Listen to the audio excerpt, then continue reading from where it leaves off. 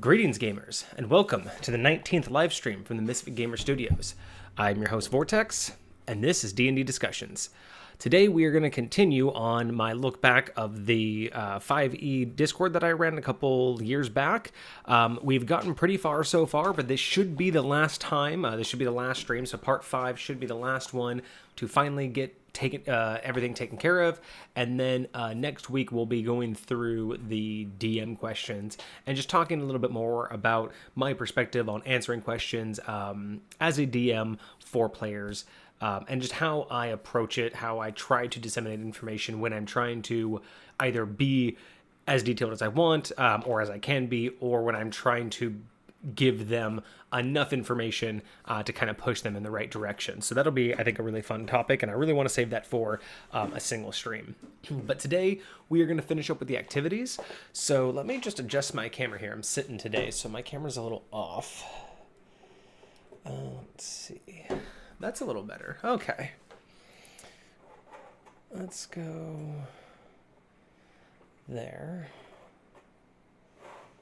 A little bit more. Okay. Trying to figure out what's like the most optimal based on where I sit, but I haven't quite figured it all out yet. All right. That should be pretty good, I think.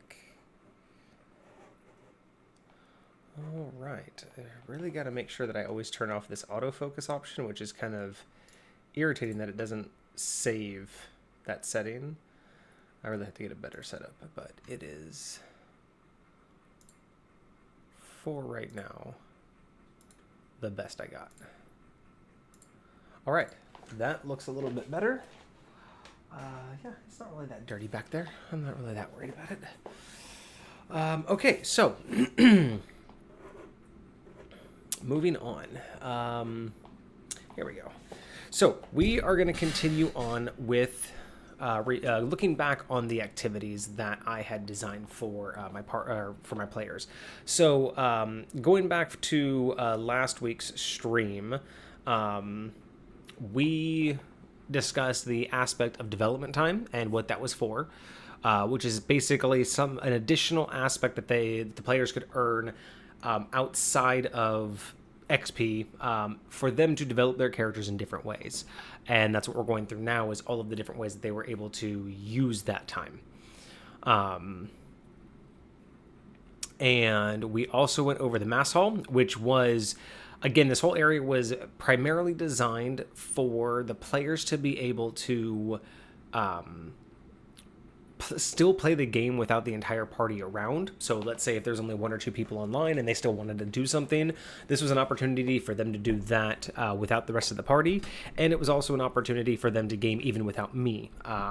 So as odd or weird as that may sound, the idea was that because it was Discord and because this was originally designed for a friend of ours that lived overseas, it was something to allow them to play, especially when a lot of us over here weren't awake, or when during conflicted schedules. So the Mass Hall was one of the primary spots that operates a little bit differently. We kind of discussed what they could do here, but it was kind of your average one-stop shop for side quests, is kind of what that was. We also went over the pit, which was a whole variety of different levels of activity, to where it was essentially a command that they could run, which I showed you a couple examples in the last game, or in the last session last week, part 4, where they were able to do a command in here, and it would run them through 3 different challenges, 1 for strength, 1 for dex, 1 for constitution, and essentially that would allow them to not only get a little bit of side gold, but it would also let them rank through the ranks here. And we went through what those mean, like what the purpose of getting to rank 5 was and getting a name. We went through all of the top fighters, all of their names and their pictures, and discussed how the bracketing system works, and talked a little bit more about the extended training and what the extended opportunities with development time were. We kind of touched on that because this is the first one that really had the extended option for dev time. And then we finished up last week on the arena, which is kind of a continuation or essentially it's an extension of the pit, like I say right here. But the idea is that this is purely for combat focused, kind of just fun, just non-RP fun. So it really was designed not to be RP focused, but I wanted to test builds. Like I wanted to, if I wanted to test as a DM different, the what am I trying to say? Enemy builds, like the different, why am I having such a problem with this? Encounter. Yes, there we go. So in terms of encounters that I wanted to build, I would practice here. I would put things together that I wasn't 100% sure they would be ready for or that would be applicable in game. Or this was a really cool opportunity for me to throw things at them because as I've described to you guys before, my realm is very open world and it really reacts to the player. So I'm not going to throw something at them that wouldn't make sense to where they are unless it can be explained, by non-very extenuating circumstances.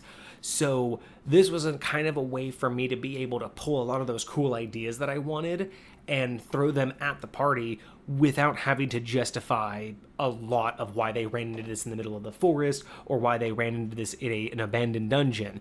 So this was an opportunity. Basically, it was really they could just It only took at least one other player because the minimum was 2 playing characters, and because I ran a character, this was basically an opportunity for any number of the party to practice.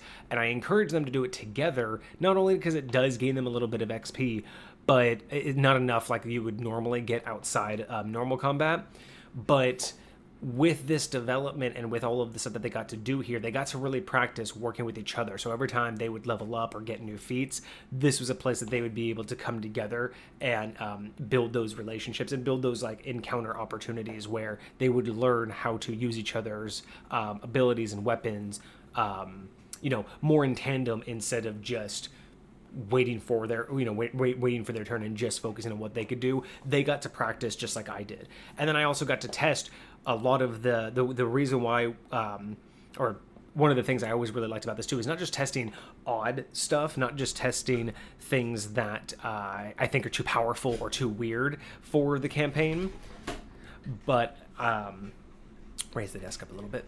I also wanted to see about how I basically was testing the party on how good they were getting at combat and being able to properly adjust so I could give them combat opportunities that were not just challenging but fun for them. I mean, if I learn that they repeatedly do the same things, it's going to be more fun for them if I challenge that by giving them something that they're not quite that isn't going to fit the mold of whatever that they were repeating, time after time.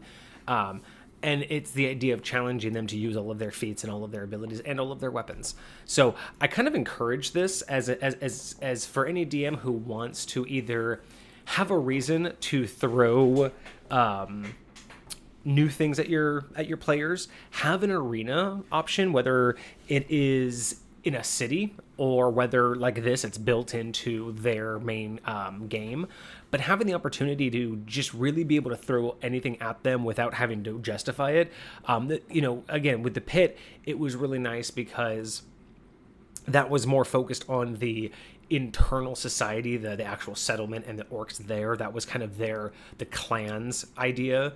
Whereas the arena is more about the entire settlement and all the people, because we haven't really got into this yet. But part of the deal about this particular settlement is that it's actually pretty diverse. Although the vast majority are orcs, there are other races that are actually part of the settlement, and some other races that have been considered part of the clan now, like the family of the settlement. And that's because most of them, the settlement really came about because a lot of the I don't want to say rejects, but a lot of the people that were in different clans, like Vorzash, what I talked about before, where he was part of, I think it was like the Barebacks, but the idea is that these are all people who, for whatever reason, no longer are with their own tribes, and they came together, started forming their own little nomadic people, and the more that came about, the more they realized that they could make their own clan at this point. So they're a lot more open to outsiders, as long as the outsiders are bringing in benefit, which explains Darnas, and also Matic, because again, having a fish folk and a dragonborn are a little bit different than what orcs are normally used to having in their internal parties. So that's what kind of the distinction between the pit was more of their internal society and more geared towards the clan itself. The arena is a lot more open because what they find out as they go is it's not just open combat in terms of yes, it is. It's just a combat for them. They're just going to go through 10 rounds and they get, we went over all of these stages that they get. But the idea is that they are also like storyline wise, and the way that I build the encounters as they go is the encounters aren't fresh in the sense that they're not just facing a new wave of people. Like the first 2 rounds, it's just kind of they're fresh new enemies that are like 100%. But as they progress, I keep in mind the idea that the people they're facing have also progressed this far into the tournament. So, for instance, one of the last battles we did, they went up. It was all 5 of us. It was like 5 or 6 of us because there was 1, 2, 3, 4, 5. Yeah, all 5, and the other person that's no longer in the Discord. So there were 6. There were 6 party. There were 6 in the party went into this into the arena, and I think at the 6th or 7th, it was. We went up against a party of 3, 3 enemies. And the reason why I designed that is because they started out as a party of 6. And they only have 3 now. Like, because, the rules is that if you aren't rezzed in a certain number of rounds, like if you're not able to continue, you can bow out, but your team can continue. So if it's one of those situations where you go down, there's no more healing, you can leave, you'll take whatever you've banked, and then the team can continue for their own prizes. So that's what happened to this group, and it was already a pretty good challenge for the party to defeat them, but then it kind of dawned on them afterwards when I explained it to them, because it was after the battle that they learned that they were missing half their party, and then they kind of realized like they're in the big leagues because it was already hard enough to beat 3 of these guys. But it was also kind of fun because I tried a new tactic, a new technique with that particular group. So it was really interesting to see how they responded to that. But that's a story for another day. But yeah, so the arena is the idea that it's there for fame and glory, not like the pit where you go to fight for positions and recognition within the society, but this is actually to just join the settlement and not the clan, but the settlement at large. So a lot of people will come to the arena and prove themselves and try to kind of prove themselves to make, to kind of do a show. Like if someone wants to, if like, let's say a whole family has been discarded from their particular settlement, they might send a warrior or 2 into the arena and kind of show off a little bit and say, hey, this is what we bring to the table. We'd like to, join. It's kind of like an initiation or an opportunity for people to kind of come in. And they learn that once you kind of come over and talk to everybody, they'll basically say like one of the really good ways to come into the settlement and be accepted if you don't bring something, large, like, if you don't bring basically a gift or a very big talent, prove yourself in the arena, and that's pretty much enough for them. So the people they were fighting against also had a lot of reason to succeed, so the battles were a little bit harder as you progress, because these are the people who either want to join, they're trying to show off for one of their bosses and get a promotion, or there are some people who face exile if they don't win. Like one of the punishments is, hey, fine, if you've done something, you want to prove yourself, if you can win the arena, we won't banish you, kind of thing. So there's a lot of unique aspects where it was kind of fun to really play with the different enemies that they were fighting, and it really allowed me, because of the idea that it was outside people wanting to come in were also involved in the arena. Unlike the pit, where they were going to fight pretty much orcs and people that they knew, and NPCs that they knew, here I was able to basically take complete strangers of all types. I think one of them was like a wizard and an ogre, who were like friends, and it was really interesting because the whole party the whole time thought that the wizard was controlling the ogre, and they actually took out the wizard first and then defeated the ogre, and at the end of it, when they got up to leave the arena to lose, the ogre went over, picked up the wizard, and like was tending to him as a friend. And it was just, they had a little chat with the party again. It was just like the idea, it's an arena. They won, no hard feelings, and they just had like a little chat, got to like see behind the scenes of who's actually here and what they're doing. And same thing, the ogre was basically banished from his people. The wizard helped him out from basically being attacked by, I think, a bunch of wolves, and they basically became friends, and they've just been wandering looking for a place to be accepted. Side note, though, they did so good in the arena, they did get accepted into the camp, so they never got to meet them again after that, because they went off to do a couple other things after that particular encounter. But yeah, it was just really fun to throw different things out there that normally wouldn't make sense until you throw in the fact that, oh, okay, so they actually have a reason to be in the arena without much, preamble. Basically, if you want to be in the settlement, go to the arena. That's usually enough justification. So again, I really say throw something like this out there, because if you can just loosely make a reason why there would be abnormal encounters here, again, like let's say just it's in a festival, like throw a festival in the nearby kingdom and say that there's a tournament for anyone to join. That right there can allow you as a DM to basically throw whatever you want at them. Just create your own concepts and see how far they go with them, or test them. And then kind of like this, like I was telling you guys, there is no death. They don't lose anything by participating. In fact, that's, I think, one thing I didn't mention in the last episode. This is the only activity that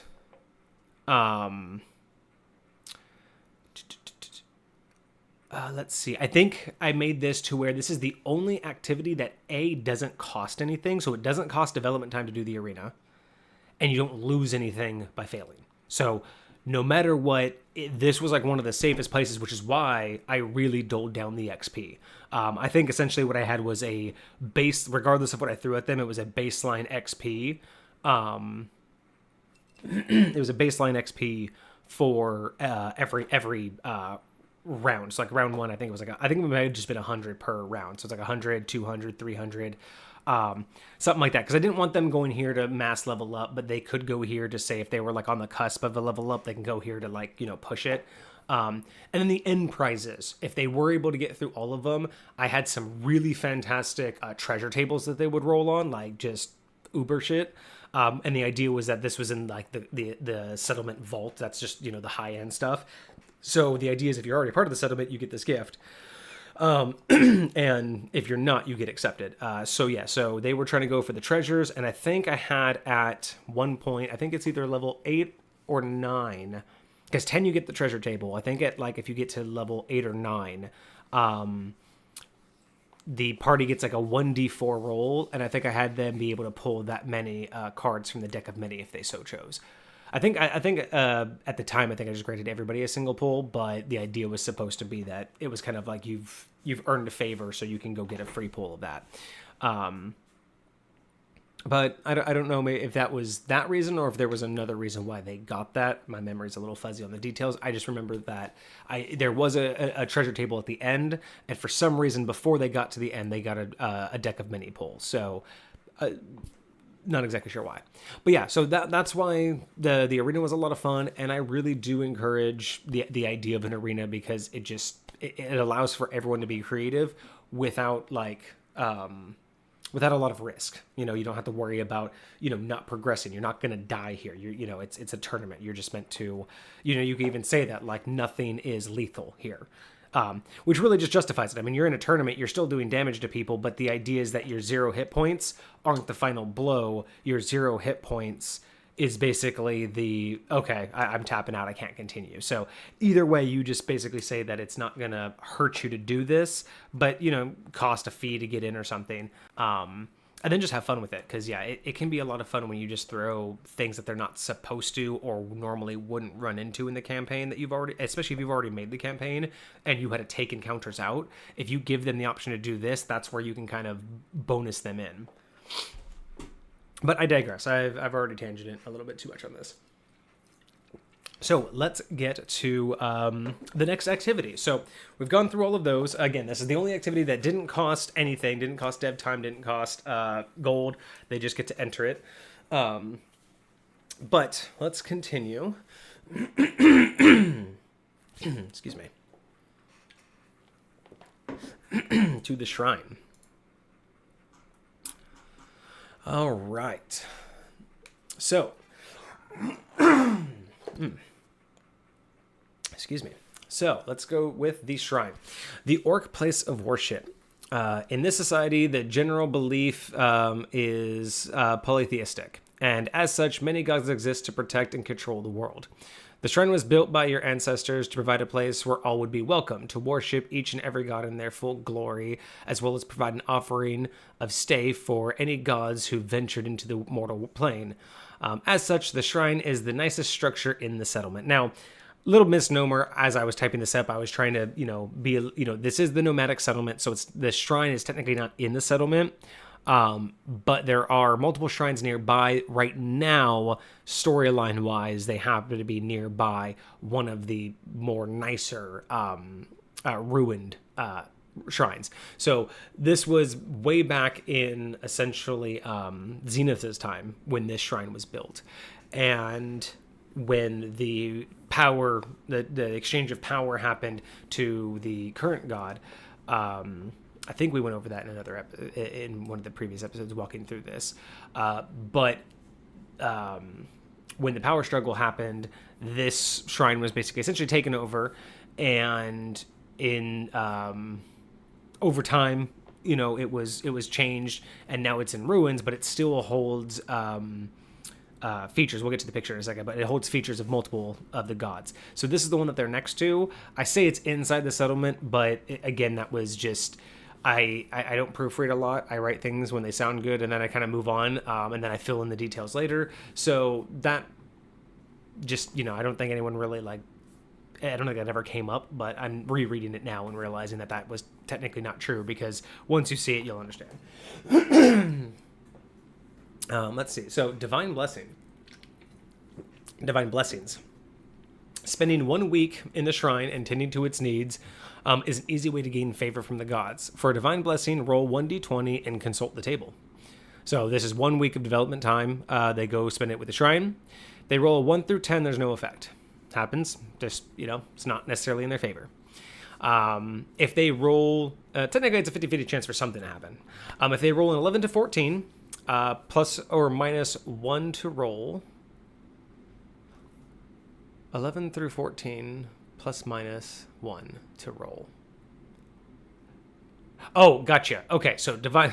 Took me a second to remember my own writing. So, for divine blessing, if they were to roll 11 or 14, their divine blessing is they get to choose to add or subtract a 1 from one of the following rolls: an attack roll, a damage roll, a save, or like a stat check, like a perception check or something. So at any time, they can do that to the roll. That's their divine blessing. So they spend a week, they roll that, and they just that's at any point of their choosing, they could be like, oh, divine blessing, change that to whatever. Like it's a 19, change it to a 20. Bam. If you roll a 15 to a 16, a 15 or a 16, you can do the same thing, plus or minus 1 to any roll of your choice. Okay, my bad. So the first one, 11 through 14, you get a plus or minus 1 to a roll, but at the time of the blessing, you must choose what roll, what type you'll get. So if you get the blessing and it's a 1 through 14 or 11 through 14, you would say attack. And that means that any point in the future, you can adjust an attack roll by 1, or a damage roll, or a save roll, or a check. You have to choose at the time of the blessing. A 15 or a 16 means you get the same adjustment, but at any roll. So you just basically get a free plus or minus 1 at any time. So that's why I said choose one. So at the time of blessing, choose one of those 4. The next one up, any one you want at any time.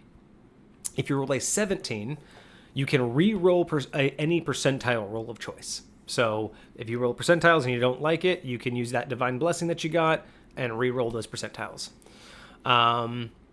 If you roll an 18, you may have advantage on any roll before knowing the result. So if you have an important roll and it's coming up, you're going to say, I get my divine blessing, I rolled an 18, and you can choose to have advantage on that roll. If you roll a 19, at any time you can choose to have advantage on a roll after knowing the result.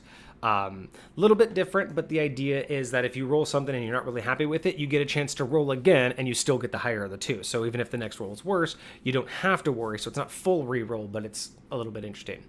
And of course, because I always like the fact that, 20 is always a crit, you get a divine intervention if you roll 20. So if you crit trying to do a divine blessing, you get a divine intervention. What is a divine intervention? A divine intervention allows the character to call upon the divine for assistance, may be used in combat. So it can be used anytime, but it can be used in combat as well. Essentially, what this does is they ask for the assistance, and then based on what they're asking for, when they're asking for it, and how they're asking for it, will depend upon who answers and what they get. But that'll be kind of my choice, and it's always fun to work with that. And then this one also has one of those extended opportunities. So with this one, you can become an acolyte. So as we talked about before, in the relationships tab, you can earn favors and do things with extra development time. So in order to become an acolyte of the shrine, you can spend 5 development weeks missioning with the shrine. Now, it's pretty much always going to be 5 weeks when it comes to these like larger ones. Spending time volunteering at the church and becoming unofficially recognized. Unlike clerics, acolytes are not instruments of the divine, but of the church. Acolytes can obtain assignments as well as assistance in times of need. So essentially, this is saying I don't want to be the class of cleric, but I want kind of like the same thing. So they can go to the church, they can get like holy missions, but they can get missions for church purposes. So it's kind of, again, another side quest option. If someone really wanted to play this role, or if the party really wanted to get into it, this is a way that they could open that up. But again, if they don't want it, they can just ignore it. And then they can also get things like free healing potions or like, free disease cures for, if they just bring stuff by. They basically get favors. And then I wanted to say something else. Become an unofficially recognized. So this one is, you're going to spend like time cleaning up the shrine, but with this, you're actually spending time with the church at the settlement, the official church. And then they're the ones who that's why you don't really like get assigned to any official god, because you're not really affiliating yourself so much with a particular religion, or following your particularly just helping out. Like, it's kind of like a military chaplain in that sense. You're kind of helping out the people who help out everybody. At the end of your mission, of your 5 weeks, you get to choose, not only do you get the bonuses and everything and become an acolyte, but you get to choose one of the following. You get to permanently increase your constitution or charisma by 1 point. So essentially, because you're an acolyte, the idea is that, you've worked and earned a little bit more fortitude. So, kind of almost like a divine blessing of sorts, kind of like being more closely related to being a cleric and kind of getting closer with, just divine help. Or charisma, the idea that being an acolyte has taught you to be, nicer and you can work with people kind of concept. So people like you more if, you've done nice things kind of thing. So either one of those, or you can gain 1 proficiency point in one of the following of your choosing: religion, persuasion, or diplomacy. Again, here that pops up again where I talk about proficiency points, and I don't remember how proficiency points worked in this, and I think, once again, this is a layover, because I don't know if anybody came here very often. I think this is a layover when I originally was writing this out, and I was still in 2nd edition mentality with how I do the proficiency over there with weapon and non-weapon. So I wonder if these are still just layovers from when I was typing the first draft out and didn't get to, like I said, I don't usually go back over. So maybe that's the problem, is a lot of these things were supposed to be fleshed out when people used them, because that's very like me to type it all up and wait for someone to play with it before I fine tune it. That might have been it, and that's probably why this is still in here. So this was probably more or less wait a second, no, because maybe 5e doesn't 5e. I think 5e does actually have a way that you can boost certain things. Maybe I'm not crazy. It's just been a really long time since I've done the the Discord combination, and now that I know that some of the coding's off, I'm just questioning all of my stuff. So, I will have to go into that a little bit more. Maybe I'm not as crazy as I'm thinking, because now I'm remembering like making characters, and like where you can add like bonuses, like getting the ability to have like more a better roll to your religion. So maybe I'm not crazy on that. Maybe I'm just. Yes. No, it is. Now that I can now picture the character sheet in Google Docs. And yeah, it would just be going to Google Docs. They would have to go into Google Docs and bump that number and then upgrade their character sheet. I remember having them do that for things. Okay. I'm just misremembering. So that is correct. Gaining a proficiency point in one of the following: religion, persuasion, or diplomacy. That is true. That isn't a layover, and neither were the other ones. All right. I wasn't doing that bad for this. God, this was just so long ago. But it is. It's good to have this look back. And I think this is really nice too. I think that this really makes sense looking back on it. I don't know if persuasion really fits. I like the idea of religion and diplomacy.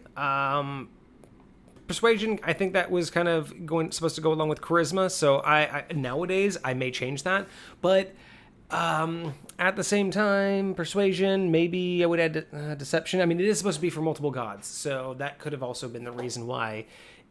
It could have been, depending upon whose influence or who influenced you, could have been why you could have been chosen persuasion. So, because the new god in charge isn't a good god; it's a lawful evil. So, that could also be why. And then, additionally, acolytes are allotted a ration of 1 heal potion vial as a standard ration and 1 potion flask, or 1 heal potion flask for raids. So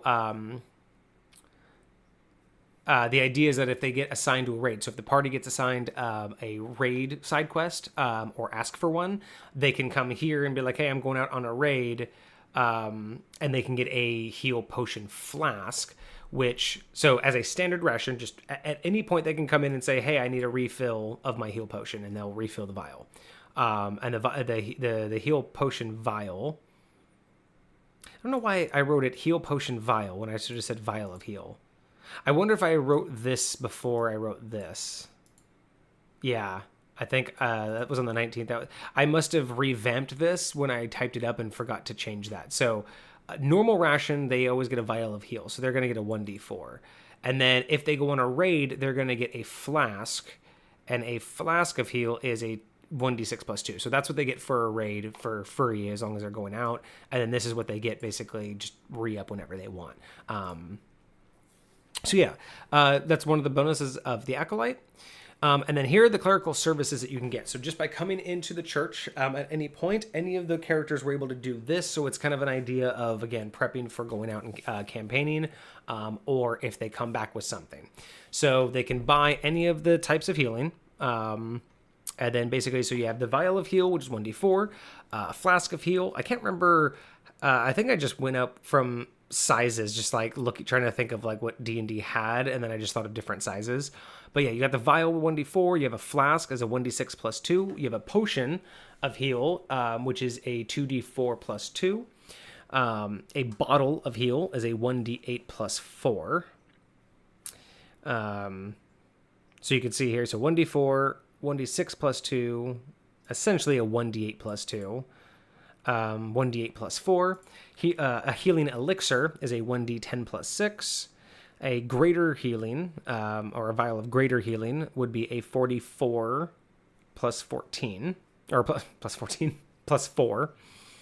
Essentially, it's a plus 1, so it's a 1d4 plus 1 4 times. Superior healing, 8d4 plus 8. Supreme healing, a 10d4 plus 20. I don't know why I did 10d4 instead of 4d10s. I think it was the idea of being able to spread it out more, but that now that I'm looking at that just doesn't sound right. Like, should have just 4d10s plus 20 should have been fine. And then Heal Divine, which is essentially like their ultimate, and for 1,000 GP, that just puts you back at full. Kind of like a Sensu Bean. So, and then if anyone goes down and they can bring their body back, they can perform a resurrection.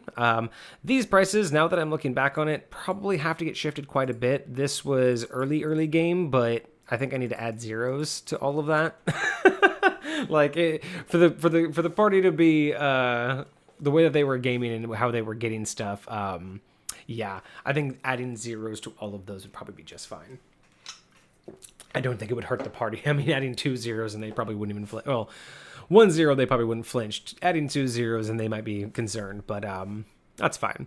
When you purchase or receive a type of heal, you can create a counter with that type of name and then use the preferred servia alias. Note, you must have at least 1 in the counter in order for the healing alias to work. Healing HP increase is done automatically. So that's another thing I did like. I was able to add all of that together or program all of that to where all of those, they could just type in that they added it and then type in a command to use it, and then it just took care of everything. And then here was the picture of the ruins that I really liked. I mean, obviously this looks a little bit nicer than it should be, but you can kind of just see all of the cracks and everything around, like the headless one over here.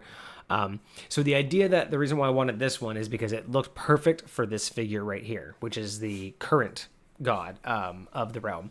And the really like inspiring thing for me about this is that the idea was that the my veteran players, the ones that are in the current timeline with Zenith, didn't know this yet.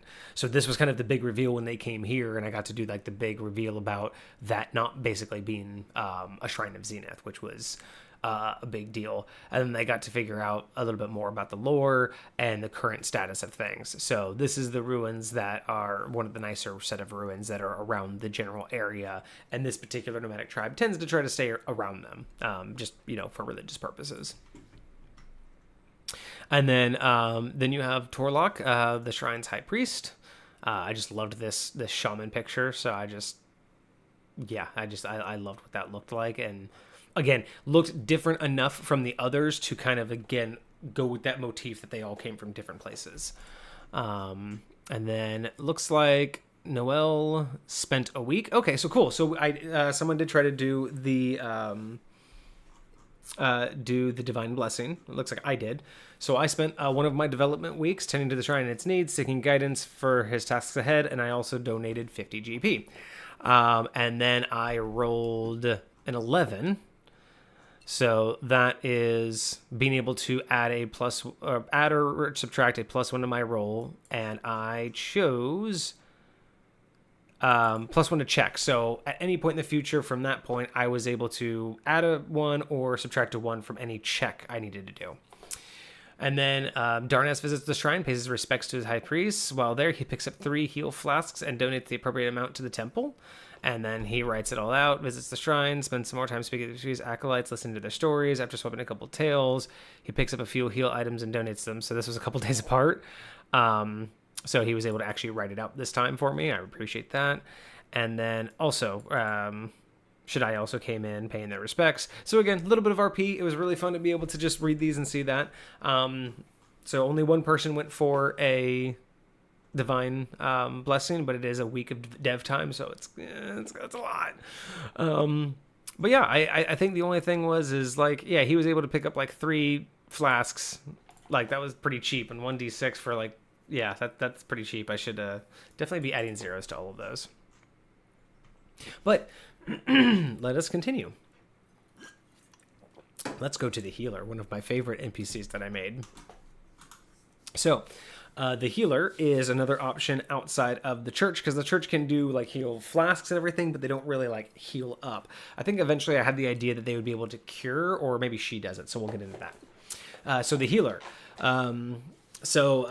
Melta the Bloodstopper is known throughout the settlement for her many talents, most notably her healing. Spending time here will reduce and in some cases remove ailments. So this is what you have to do. Spending 1 week with Matilda, spend 1 week with Melta and spend 10 gold. At the time of the week, the character is cured.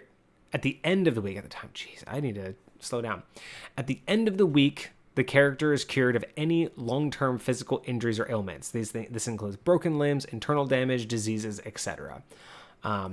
If they spend 2 weeks and spend 25 gold, At the end of the 2 weeks, the character is cured of any long-term status ailments. This includes ability score effects or otherwise. So these are things that could be usually magical in nature. Now, keep in mind, and this is dev time too. So if someone like had a curse or something that lowered their strength or ability permanently, they would have to spend this amount of dev time in this gold, which again I think should add a 0 to everything. But the idea was this is dev time. So if you really wanted to remove these things, faster, this was the way to do it. And then spend 3 weeks and 100 gold. And at the end of the 3 weeks, the character is cured of any metaphysical ailments. So these would include things like curses, hexes, magical ailments, magically induced changes, etc. So permanent polymorphs, cursed items, it would lift a cursed item.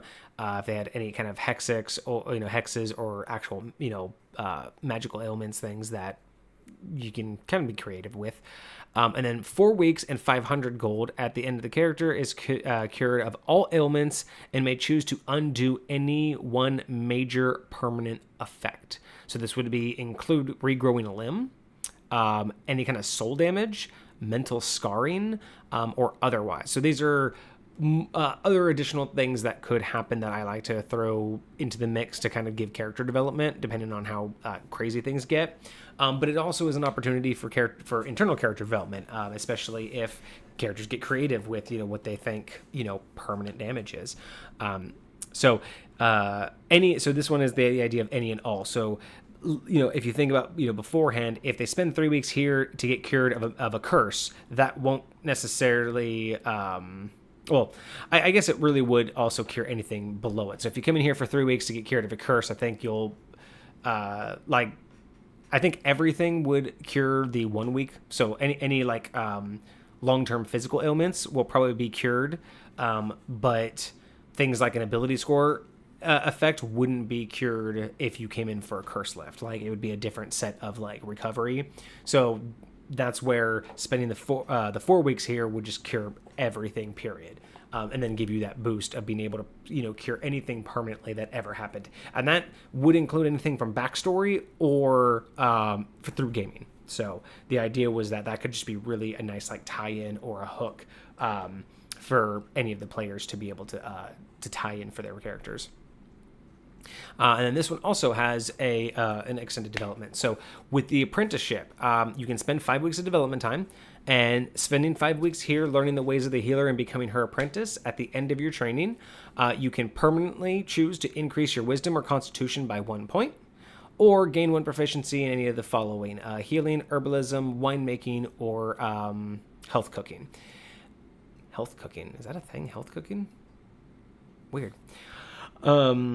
Additionally, as her apprentice, you enjoy 50% off all prices and gain work or side quests by spending development time. So you give development time to actually gain very specified quests, but these would be high treasure earning quests, not necessarily for XP and for gold, but for really rare items or rare locations that wouldn't normally be able to be unlocked, which is just again more of that fun of the open world testing.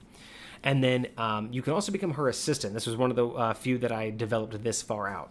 So if you wanted to spend an additional 5 weeks, so you've already spent your first 5 weeks becoming her apprentice. If you spend another 5 weeks, you become her assistant. Only an apprentice can become an assistant. So you can't just spend 5 weeks to be an assistant. You have to spend all 10. Spend an additional apprenticeship term with her and gain her trust enough to become her assistant. More likely to be given tasks and assignments, but instead of you wouldn't have to give development time essentially. But also more expected to complete them. So whereas you can spend development time, get a task from her, and that's an optional side quest. If you get a task from her as her assistant, they are going to be a lot higher priority, a lot higher risk, a lot higher reward, but the downfall is, unlike just being an open-ended available side quest, she'll usually have a time limit and a very specific expectation, and that can change your relationship with her. More likely to be given tasks, more likely to expect to complete them. As her assistant, all her services are free. So that's the other reason why, if you can spend 10 weeks with her, you can already see that it wouldn't take long to spend 10 weeks over time. So spend 10 weeks with her up front, and you basically never have to worry about of having an issue again. So good thing for a tank, like a barbarian would be really good to have this. I think Venla is the one that actually did this, if I remember correctly. Let's go to connections and favors. Yes, she is an apprentice, so she gets a 50% discount currently. She has not gone to the full assistant yet. And then, so this is really interesting because one of my favorites, the reason why she's one of my favorite NPCs that I did was because A, she's an elf, which was really interesting because even here, elves, even among just this area, elves are pretty much just not liked anywhere currently. It's just due to the power shift and due to a lot of just issues that came with that power shift. So in the area that they're in, pretty much everybody dislikes elves. So the fact that she's here and accepted just says a lot about her character, pun intended, but also just says a lot about her abilities. And the fact that she has a name. So the fact that she is called Melta the Bloodstopper. The reason why that is, most people... the reason why I designed the name like that is the idea is that most people would assume, or the reason why she chose the name, I should say, is that most people would assume it was because she's a healer. So, Bloodstopper, you're bleeding out, I'll stop it. That is one of the abilities that she can do. That she, obviously, she stops people from bleeding out and heals them. And most people think that's where, like, her story comes from, is the background of that. But the fact is that she has, she's one of the few who has proven in this day and age to be very prevalent, or not very prevalent, very adept at blood magic, which for the longest time was thought to be mostly lost and then only reappeared in bits and pieces over the last couple, like after the power shift. So when she came here with full-blown ability, it was very much, respected, but also feared. So she came in and went through the arena, was able to get to the point where she was able to get her name. But the way she got there was essentially she had the ability to stop people's blood from pumping just throughout their body. That was one of her abilities. So later in the fight, or later, I think it was like on her 10th round, in her 10th round. No, sorry, not the arena. I'm already mixing myself up. When she went through the pit, that's how she got through most of her fights, is she would be able to quite literally stop her opponent's blood from flowing and wait till they passed out, and then usually revive them. It was kind of deadly in a sense, but at the same time, it really just put her on a whole different level, because quite literally she proved nobody could touch her. And she has other aspects. She's proven to be decent at ranged combat as well. So even that isn't as easy to get around, or even shadow stepping or being invisible. All of these things were thrown at her. She got around them. She earned her title very honorably. But yeah, I always loved the name Bloodstopper because she leaned into being a healer and want people to see her as that. She wants to be respected as a healer. She doesn't want to bring the death and destruction that her past is full of. And that's the idea. She is not so much making amends for what she's done, but the idea is that she wants to put that aspect of her life behind, but it's never far behind for her to, pull back on those old ways. So one of my favorite characters to develop all the way through, just because her backstory was just so much fun. And again, I love the play on the name. I just thought, not so much as like I thought that was really clever, but I really liked the intrigue and the storyline that could create for the players. And then of course Venla's going to spend. I think Venla went straight here and just was like, I want this. I think it's one of the channels that got purged as well, so I don't know how much other text was here, because I don't think she literally just came in and said, do this. But there was a little bit of back and forth, and she definitely immediately understood, because I think Venla wanted to be the team healer, so this was like really one of the first things she wanted to learn how to do, was like get any healing boost that she could. Darnaz came in, spent 10 gold, and then he did get a disease. I forgot that they got disease. Member of a party contested several... Oh, that's right. They were fighting, I think, plague rats and if I remember correctly, it was like plague rats or something like that, and then a few of them got bit, and he was the only one to fail his constitution roll, so he got poisoned. Let's see. So that'll be done as such haste. Met with the cleric. So let's see. So several others were bitten, but didn't consume. It doesn't mean it won't be the same for the raiders who enter the next. Your knowledge, is there something we might be able to help stave off the disease or prevent it from spreading? An antidote. Well, for the disease, there is little that can be done with such haste. I've met cleric's powers beyond that. Good. Yes. Perhaps if I had a live specimen, yes, with enough time, I can create an antidote. Bring me one, and I shall create one for you. I will do what I can. Yeah, so that was right. So they, the perfect example of a side quest. So, and this is again fully natural. I did not, as you can see here, there was no preamble. There was always I was just RPing, and then just several days he just says, "Hey, I spent my week here because he got the disease, right? Happened on another quest." He brought up the idea of bringing out an antidote. Loved that.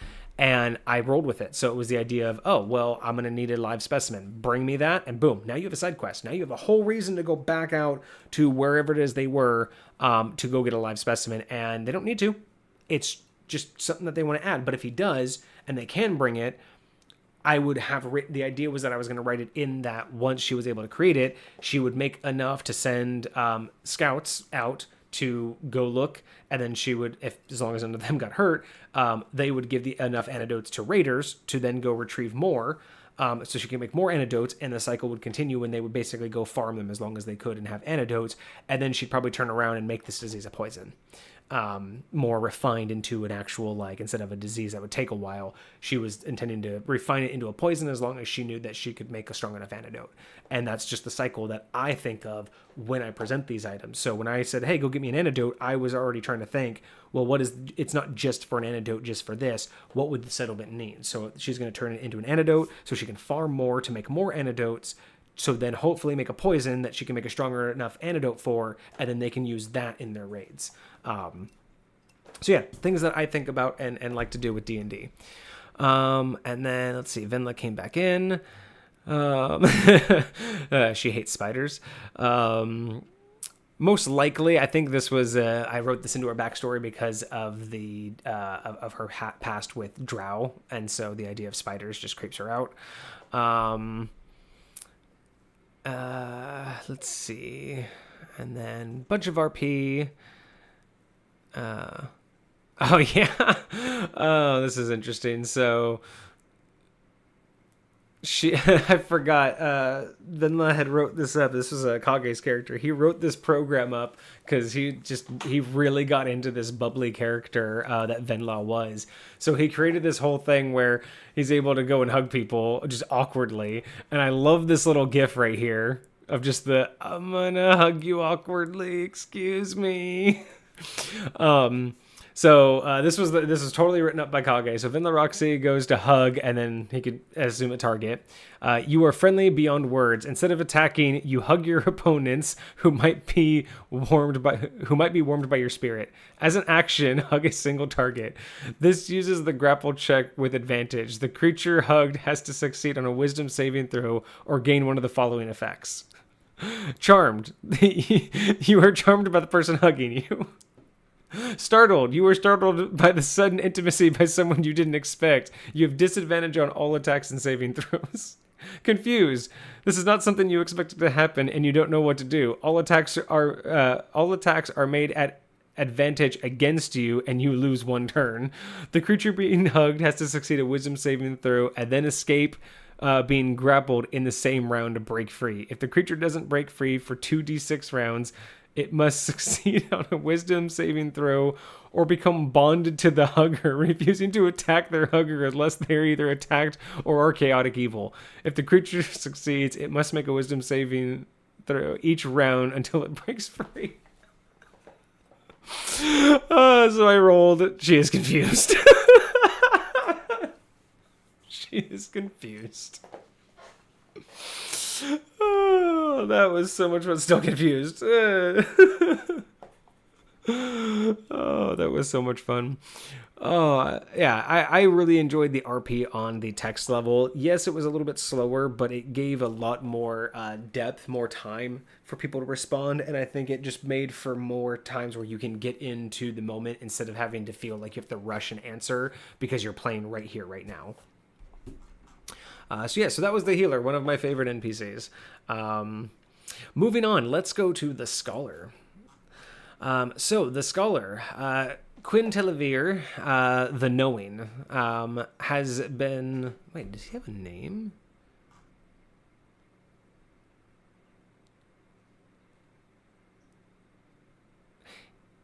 He is not supposed to have the name. I think that was the name I planned for him, but he does not have an official title. He is. No, he does not have official title. I don't know why that's in there. So anyway, Quintilla Veer has been the locate. Bruh, come on now. Like, I know I don't proofread, but come on now. The local sage, since anyone can remember. He's basically just been around here forever. He keeps large volumes of records and has an impeccable memory. Many seek his wisdom and his knowledge. This activity requires 1 week and 50 gold. The character indicates what they are seeking knowledge about, a specific person, place, or thing.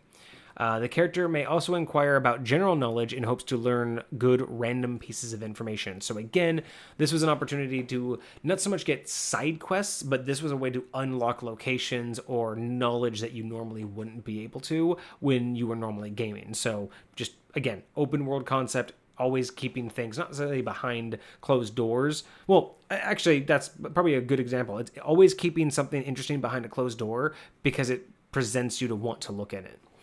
The character, so they do all this, they roll a d20. I didn't specify that. So they spend a 1 week of dev time, they pay 50 gold, then they roll a d20. A 1 through 5, the scholar does not know anything useful. A 6 through 10, the scholar provides you 1 piece of info. 11 through 19, the scholar will provide you 2 pieces of info. If you get a 20, you can ask the scholar any 3 questions. And essentially, that's an open-ended 3 questions. So the 6 through 10, the 1 piece and the 2 piece of info is going to be what I think will help or be the most beneficial.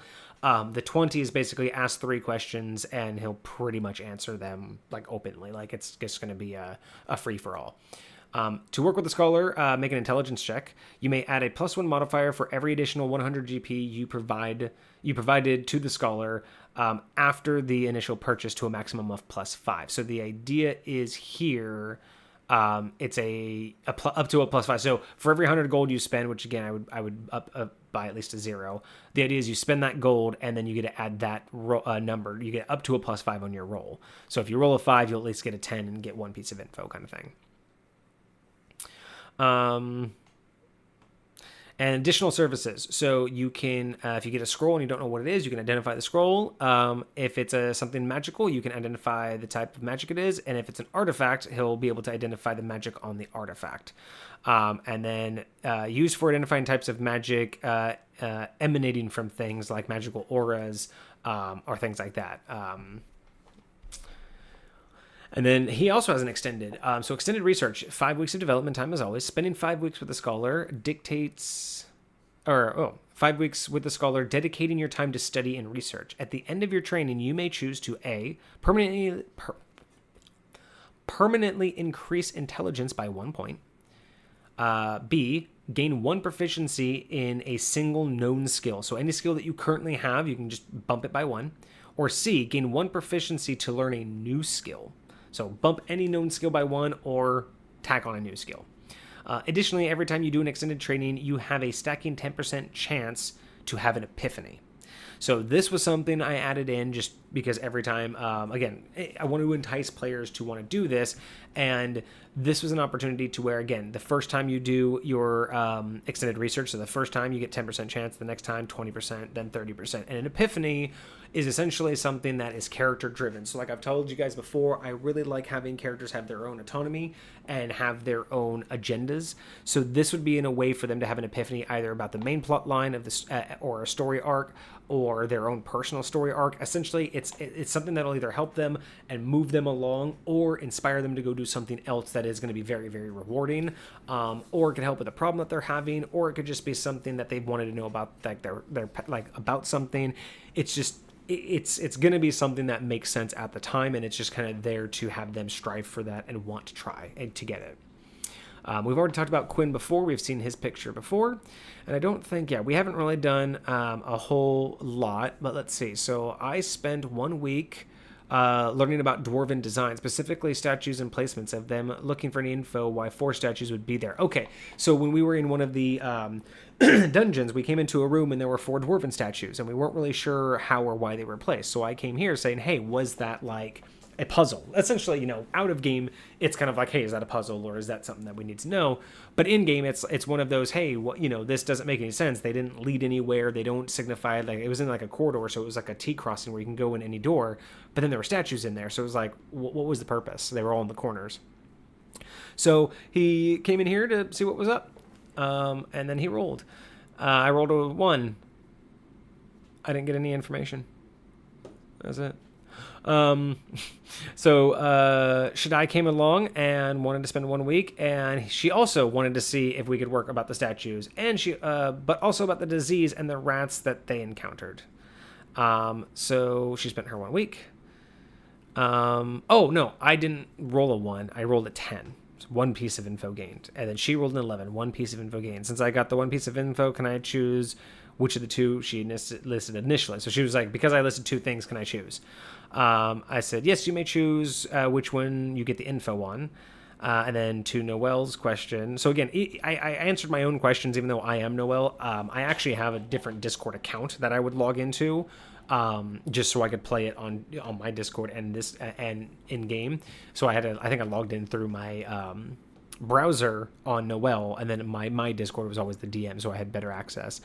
But I wanted to make sure that I treated myself 100% the same, so I would respond to myself in game for everyone else's purposes, just like I would to anybody else. Excuse me. So to Shaddai, yes, I can choose, and then to Noelle. According to Dwarven culture, statues were used greatly to represent ideas and meaning, especially with respect to the locations they could be found in. So the idea is that you found these statues, you weren't sure what their meaning was, but they were the idea is like, okay, so it's ideas and meaning with respect to the location. So giving clues to the team of what did you find, because I know the answer. So of course I have to lead the greater team in order to figure out the answer. And then because she chose, because we already got that information, she chose the disease. So in my response to her, a vile disease. Until the disease is cured, the target can't regain hit points except by magical means, and the target's hit point maximum decreases by 1d6 every 24 hours. Oh, this is what Darnas was afflicted with, which is why he ended up spending the development time to cure it, because this is how bad it was. He couldn't regain except for magical hit points, and his max would decrease by 3 every 24 hours. If the target's hit points drops below 0 as a result of the disease, the target dies. One thing you find, however, if that normally diseased rats act more animalistic, or one thing you find, however, is that normally diseased rats act more animalistic. This disease is not the standard infection most rodents have. This disease is not natural.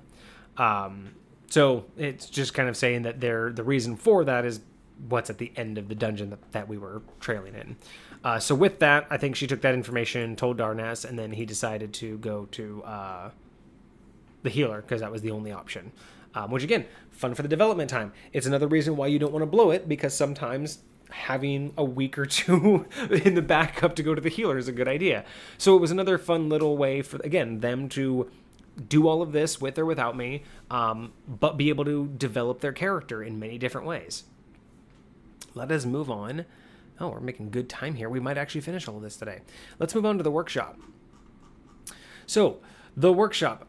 Provided you have the proficiency in the related tools and kits, smithing tools, tinker's tools, other working tools, etc., you may craft an item. So unlike we have the shop where they can go buy stuff, here's where they can try to make it themselves. The idea is that you come here, spend development time. Now these, obviously in game, you can just say that you want to make it using the normal things. This is for like a little bit more than just your average idea or your average items.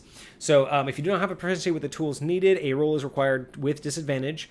You may only attempt to craft non-magical items. If you have a proficiency, you may craft non-magical items automatically. There you go. So that's just normally with the game. If you want a non-magical item, boom, just go create it with the proficiency. If you don't have the proficiency, do the roll. Crafting costs 1/2 the item's value in gold on raw materials. So if you want to create something, you have the proficiency, half is gold, just spend half the gold, and boom, you make it. Forging. This is where the workshop actually comes in.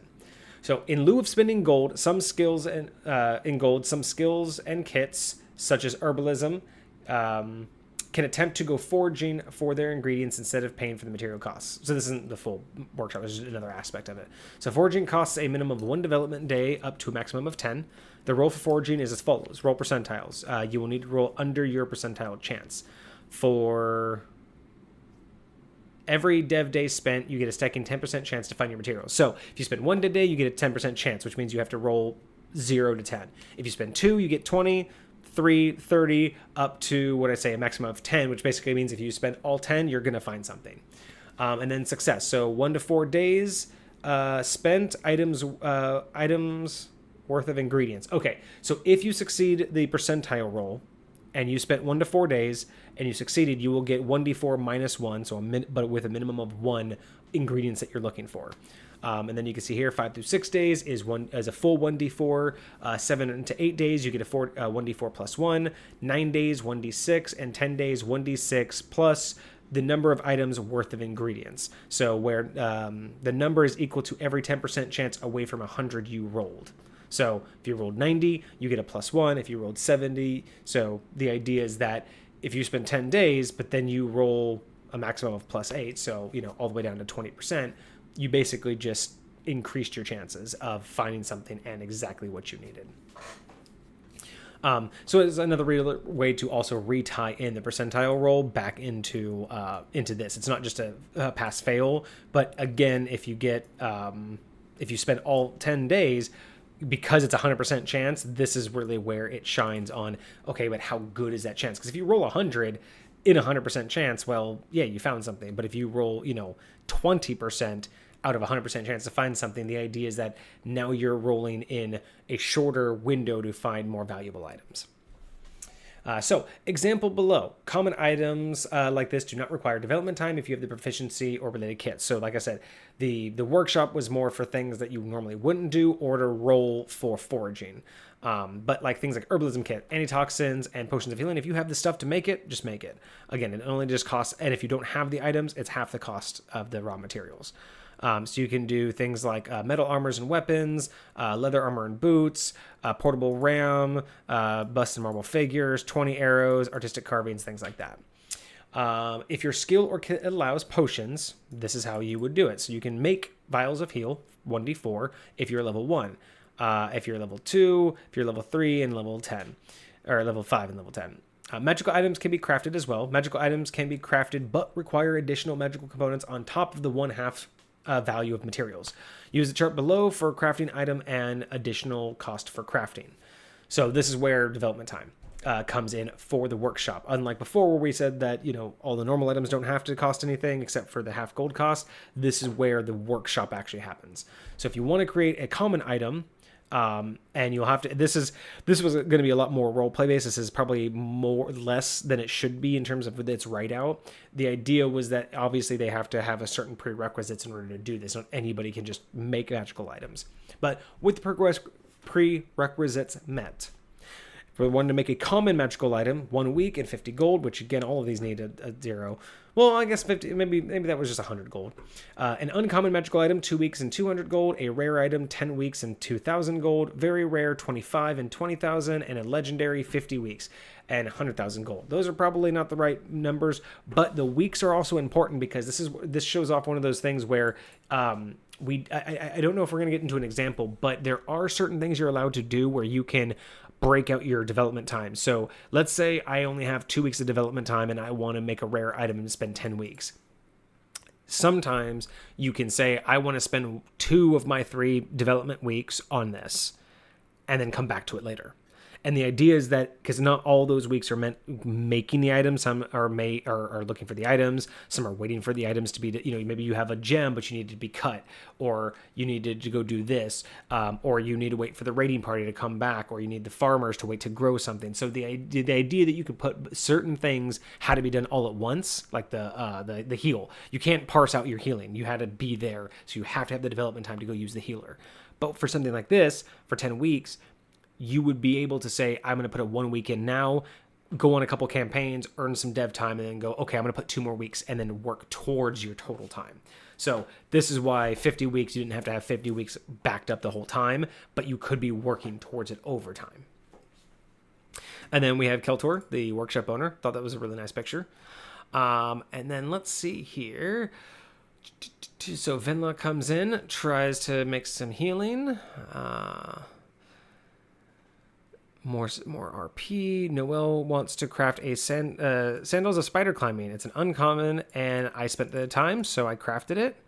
And then Shaddai will donate 4 dev days and 1,000 gold to finish up the sandal work. Okay, so this is another thing that we did offer because, again, people helping is helping. So I wanted to craft the uncommon item sandals of spider climbing so I could climb on walls. And because it's common, or it is a uncommon item, it was going to take me 2 full weeks. So it looks like I didn't have enough time, or decided I didn't want to spend all my time at once. So I was putting time, allotted time slowly. So one thing that was offered is because people, we all develop differently, but because certain things, like obviously I'm just sitting there trying to work on that, learn how to do it. Maybe I'm sewing one day, and if she was able to come in and help me out, it would speed me up. So you were allowed in certain situations like this to be able to give your development time to the party or to other members of the party to help them finish things. And the whole point of that was, again, these were designed for player development, but if you were working towards the party's goal, the whole party could be involved as well. So it wasn't just for solo play, but it had both sides of it. So this is a great opportunity to where I didn't have enough money, or I didn't have all the money yet because it was 200 gold. Oh, it was 200 gold plus half the cost, right? So I was working up to the dev days and the amount. I was 1,000 gold away, and I was 4 dev days away. So she said, hey, I'm going to help out. She gave her 4 dev days and her own money, and I was able to finish crafting the item for the campaign, or the next like dungeon we were going to go delve. So again, I really like this option. This is one of the flexes of dev days, is it really allowed for a lot of different types of gameplay, both solo and within the party. Excellent, making good time. Dante's Forge. So Dante's Forge, at Dante's Forge, you can learn just about anything. He's basically kind of it's the forge, like the blacksmith plus the trainer. One of the greatest forge masters of his era, Dante dedicated his life to teaching after the incident during the Hellfire War, which took his right arm and created Dante's Inferno, the sword wielded by Elder Vorzash during the war. And we went over that last time, but I'll go ahead and show that off again. So this is Dante. Obviously, he doesn't have a right arm. So basically, he's a teacher. He runs the blacksmith. He can still do some things. He's made some equipment that helps him. But for the most part, he's there to teach people how to make their own items because that's just what he's dedicated his life to after that accident. But at that accident that cost him his arm, this weapon, which is Dante's Inferno, was created from Vorzash. And that's the one that he wields into battle. And that was created... That's Dante's Forge. And that was during the Hellfire War. So that all happened in the past. So the Hellfire War and creating the Dante's Inferno is actually right around... That's actually the incident that the other character... So I brought this up in the other walkthrough. I had another character from the other Discord that we're supposed to eventually meet up with this one. And he wanted a backstory about having been an artificer who died in an explosion, created an item of his, and his soul then went into a warforged body, and he became a warforged artificer. And he was the one that I mentioned that was like really nice that I added it into my actual realm. And this is the incident. So he lost his arm in the same incident that created that weapon, which was being created by the other player's character in the past for that war. So the idea is during that war, they created the item, the blast killed him, took his arm, and they moved on with life. And so the idea was he was going to be able to come back and have this like reunion with his old partner, and have all of that, fun stuff, and then find out that he named the weapon after himself, even though it was the other guy's creation. But, it happens. Let's see here. So let's see. So you can gain proficiency. Oh yeah. So you can gain proficiency in any skill or tool after spending the appropriate amount of time with Dante. Note, once proficient. Oh my gosh, I can do this. Once proficient, you can gain experience. I can do this. I promise. Once proficient, you can gain expertise with additional training. Nailed it. Note, training time and GP do not have to be spent in full. Training can take place over several uses of dev time, and GP can be paid as available. So this is kind of what I was just talking about. Now we actually get into where I talk about it in the Discord. The skill or tool not obtained until... Yes. The skill or tool is not obtained until the full amount of dev time and GP has been paid. There's a word missing in there. Training, proficiency in skill or tool. So you can learn a new skill or you can learn a new tool. These are the types of trainings. So time, minimum 2 weeks plus 1 week per level that you are. Ooh, interesting. That would mean that the longer you wait, the longer it would take. I guess I think the idea behind that was the more important you are, so the longer you or it's either that or the older you are and the more wiser you are, the harder it is to learn a skill. Maybe that was the logic I had, is the more you adventure, the harder it would be for you to learn a new skill because you've developed your mind into being an adventurer, not learning. Yeah, I'll have to rethink that. I don't know if I would still do that way, but I think that was the mindset that I was in, was the older you are, the harder it is to train. But 2 weeks plus 1 week per level, and minus your intelligence modifier and cost of 500. So for 500 gold and 2 plus 1 or 2 plus 1 week per level, minus your intelligence mod, you can gain a new skill or proficiency tool. And once you're proficient in it, you can become an expert if you spend a minimum of 5 weeks. So there's your extended training again. 5 development weeks plus 1 week per level, minus your intelligent modifier, 2,000 gold. You become an expert at anything that you have proficiency in. So let's see. What a rad dude. Let's see here. Beginning training, I wanted leatherworking tools, and I completed the training plus the cost. Venla also donated to my dev time, gave 2 weeks and 200 gold. So again, because the party needed it, I think this was because we wanted to make things for the party. So the party helped me do the dev time there.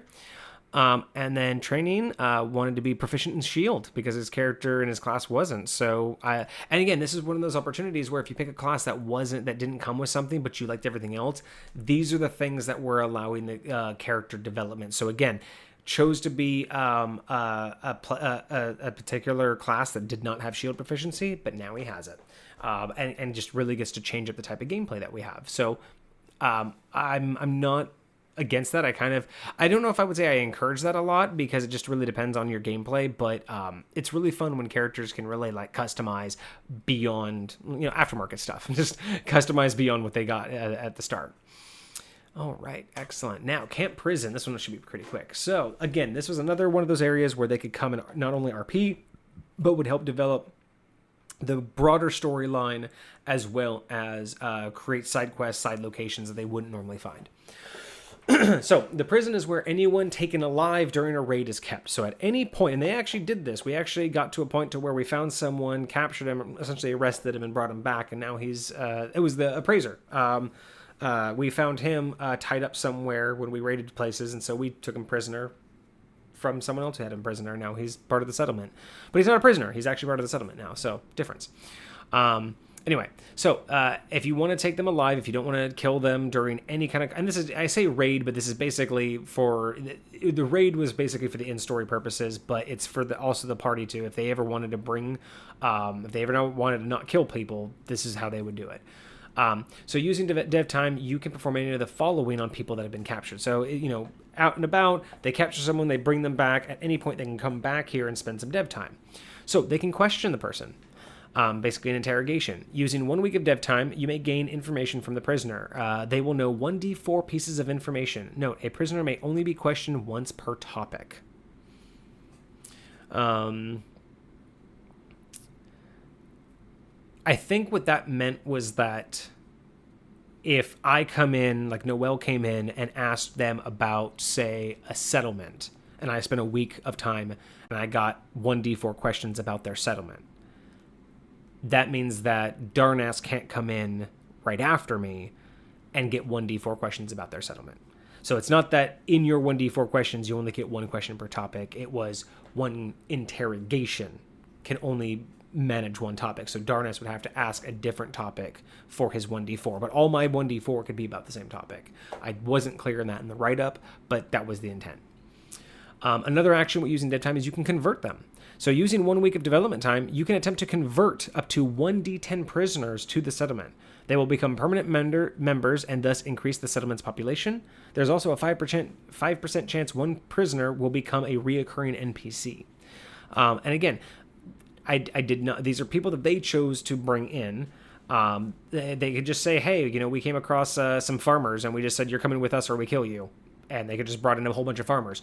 5% chance I have to create a brand new NPC from those farmers because of that. But the idea was that if this is another way for them to increase the population, increase the settlement size, which would increase the opportunities and increase more activities that I had planned down the road. And finally, you can set free. You may set free 1 prisoner per development day spent, or up to 1d10 prisoners using 1 development week, which is spent calling for mercy and advocating for their release. Once released, these prisoners may be a benefit in the future. So the idea is you let them go, they remember you, and if I decide that it makes sense for them to be ran into again, maybe they'll, be nicer to you.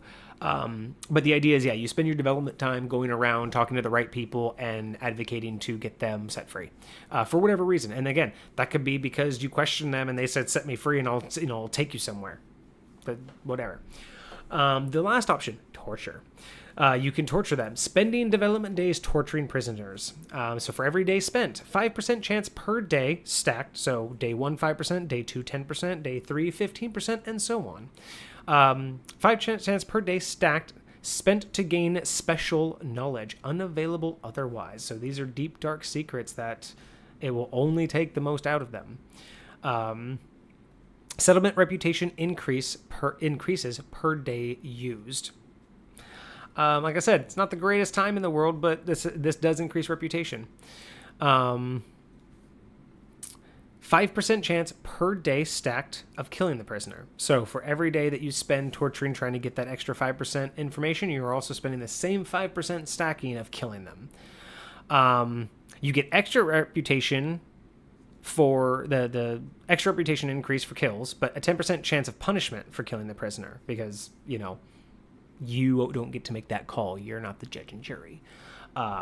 So you might get punished for killing the wrong person, or killing someone who was being kept alive for ransom or something. This was a cool picture I found for the dungeon, just a bunch of cells, and I love the little pit idea. And then this is where we get Phoenix, our warden, who basically just gets to sit there, listen to the screams as he samples his many wines. That's his only request, is whenever there's raids and prisoners, bring me their wines. That's all he does, is sit there and sample wines and listens to the screams.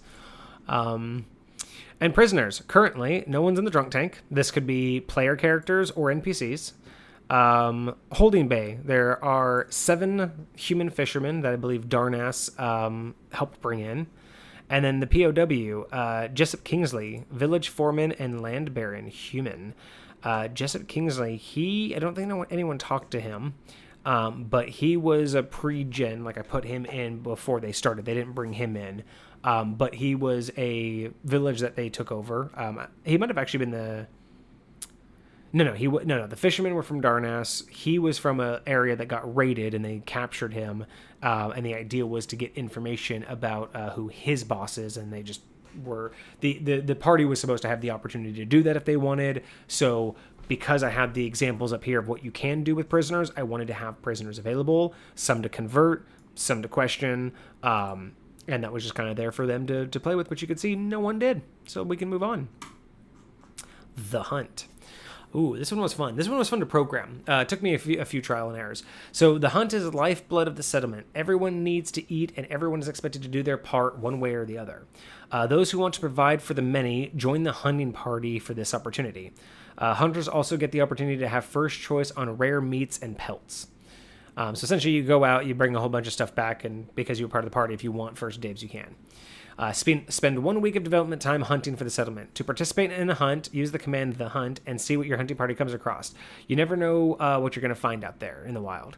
Note, participating in the hunt will provide a guaranteed 50 XP minimum on a failed hunt, while providing the opportunity to gain up to 1,000 XP and 1,000 gold on a very successful hunt.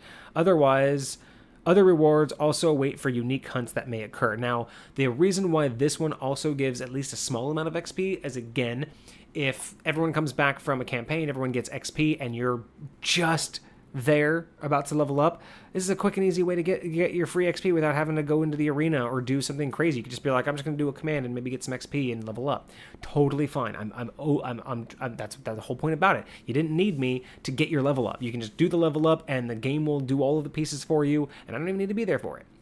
Now, the other reason, too, is because you're spending an entire week of development time. The idea is you go out with the hunting party for a couple days, and then you have to, help them clean up and and prep all the stuff that you find. But I wanted to give XP because you may not get anything. And it was really kind of just like a very big option. So you can see down here the hunting statistics. There's a 10% chance of failure, which is why you'll always at least get 50 XP. 45% chance of a wild animal. 35% chance of a roaming herd, 5% chance of a dire animal, 1% chance of a dire pack, and then there were an additional specialties. And then Alkanon the Hunter, he was pretty dope. I loved that picture.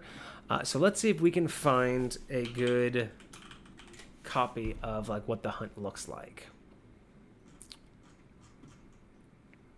Okay, so here's one. So the hunt. You set out before the sun rises with the party. You scout for several days and come back and come upon a trail. After 1 week, you return home. Your party found a roaming herd. You obtain a large amount of meat, hide, and bones, 150 XP and 100 gold. Another one. You set out after 1 week. You return home. Your party found wild game. So he got a roaming herd and wild game. So he got decent scores there. Wild game. I think wild game is the most common. Roaming herd. I'm wondering if I can actually find where. Does it even work anymore? Oh, hey, look, it does work. I don't remember.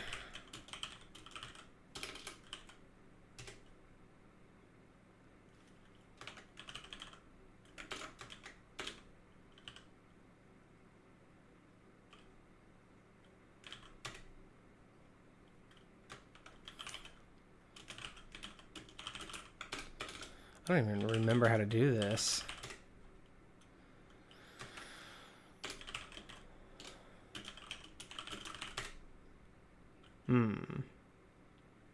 Oh, I didn't want to add aliases. Oh well. I forget how I look up the coding, like how I could look up the code specifically for it, because I'd be able to show you like all of the examples of the specialty ones, because I don't even remember what I had for the 1% chances, because they were, you know, supposed to be rare, and they were supposed to just be kind of surprises for everybody. But let me look actually in bot test, and I should be able to do the hunt in bot test. Yeah. No. Yeah, in bot test. This is usually where I would like... Oh, actually, hang on a second. What happened to bot test? Oh, no. There we go. If I actually click on... Oh my gosh. The hunt in bot test. I may know what I'm doing once in a while. Or not. I have no idea what I'm doing sometimes, guys. I say sometimes. It's an understatement. Okay, I figured bot test is where I built it. I mean, I did do a lot of testing, but I figured this is where I would also have, like, done all of the codes. Did I not do them in here? No, they're not in there. It would have been in here, I thought.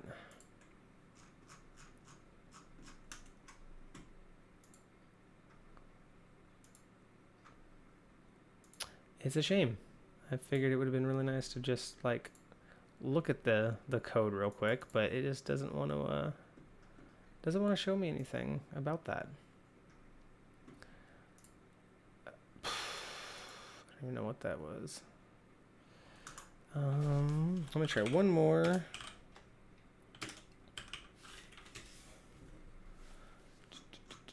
And let me do old. Aha. So if I do... See, I kind of know what I'm doing once in a while.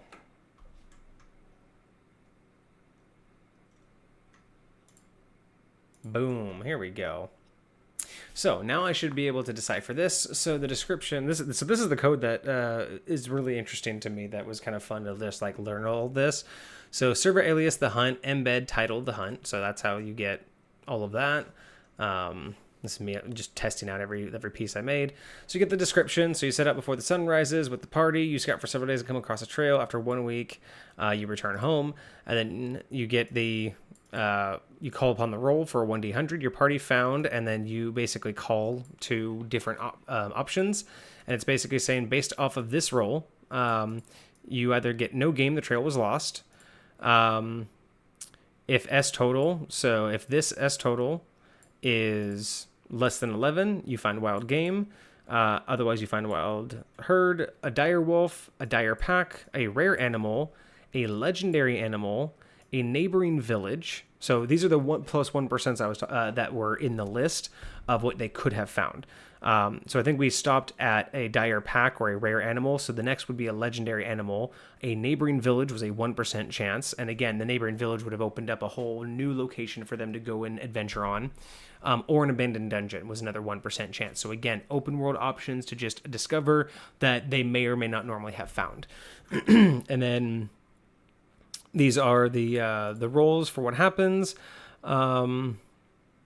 If certain things, you are not able to obtain the resources, you obtain meat, you obtain a large amount of meat. Your party, using the numbers and able to advantage, to overpower the dire beast. And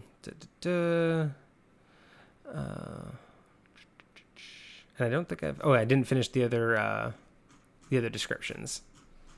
And yeah, you just really, really fun to just play around with that and learn how to build all of that out. So yeah, so that was the hunt. Again, just something that they could do, earn a little bit of XP, and maybe even generate some stuff for the end game. Let's check out the den, y'all. So the den, essentially the den was like the local like bar, but again with you have like the mass hall, which was there for like the general purposes, and then this was kind of like the rowdy, like back room kind of thing. So the den, a place to relax and forget your troubles, drink, smoke, dance, but most of all gamble. Here is where those seeking great fortune come and risk and wager their way to the top. Several games are available. Browse everything the den has to offer below, and good luck. So this was supposed to be, I was in the process of making a bunch of different codes that I wanted to try out. The only one that I fully successfully got to work was blackjack. It was basically me. Once I learned how this the coding worked, I wanted to build something from scratch. So I built my own blackjack code, or a little like run. So essentially with blackjack, you can run the gamble code. And betting, what will happen is 10 GP and 1 day of development time. 50 GP and 4 days of development time, 100 with 1 week, or 1,000 in 2 weeks. So this depends on how long you're going to go. And with blackjack, you win. A win is a 1-to-1. If you get 21, you get 2-to-1. I was building the code and for other things too. And then this was a really cool picture I liked for like the back room of the den. Is just everybody playing, drinking, just doing crazy stuff. So with the with gamble, let's see if gamble still works.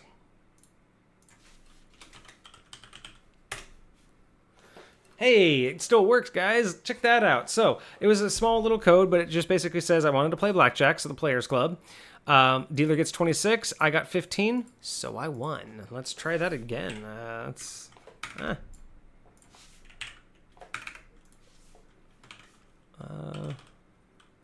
this is just what I did to test. I would just sit here and just run it and make sure. This is what I would do, just make sure it ran through. So let's see how I did. So playing blackjack. Let's see. I got a 15 and I won. So that would be a 1-to-1. So depending on how much I wanted to do, I was able to be like, okay, I won, I lost. So that's a 1-to-1. That's a win, lose, bust, lose, lose, lose, bust. So I think I programmed it pretty well.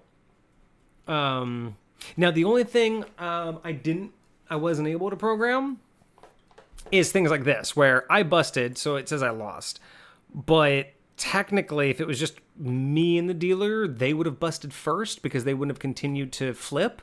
So we could say that I'm not the only one at the table. And that's kind of the justification is I busted before it got to the dealer because there really wasn't a way to program whether or not you're playing solo. And since you're playing at the den, the idea is that how would I have written that in? So it's not the perfect program because it doesn't take into account when you get your cards, but it's assuming you're not the only one at the table. So you bust before you see the dealer, and the dealer would have busted for somebody else at the table.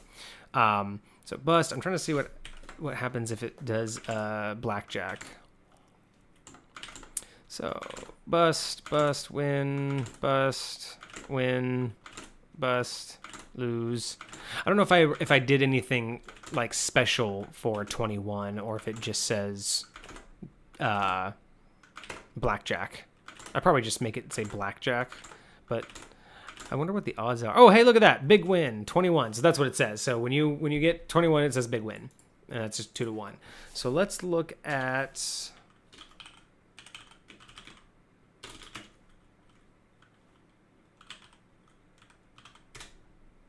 Hey, here we go. Cool. See, I'm kind of sort of remembering. So, Alias Gamble, title, the Players Club, description, blackjack, dealer. So the dealer rolls. So this is how I programmed this is how I thought was the best to balance how to play blackjack against a dealer.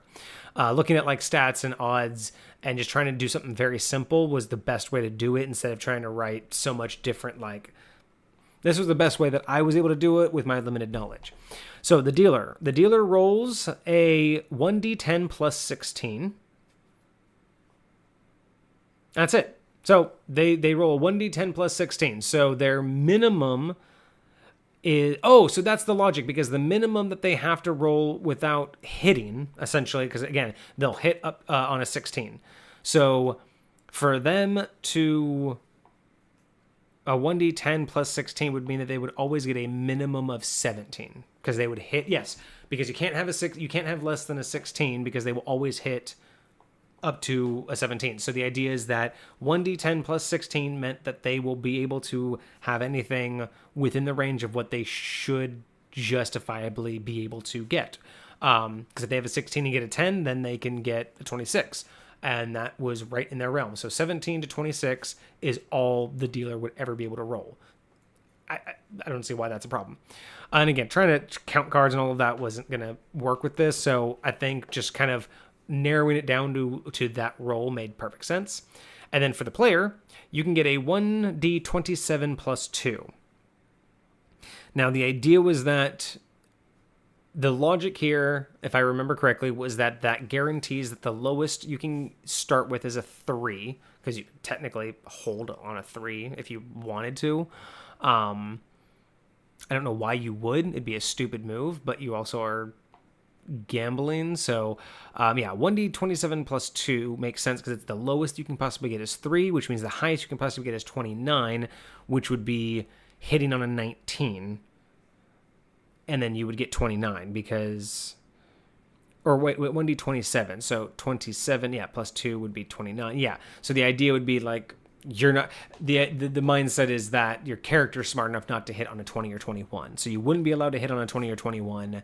You'd only be able to hit up to a 19. So it doesn't really take into account like the character's intelligence, which is kind of, I could have done all of that, but I felt like this was worth it because it makes the game look right. Especially when you play through some of these, you're like, okay, these are outcomes I could roll with and I could understand.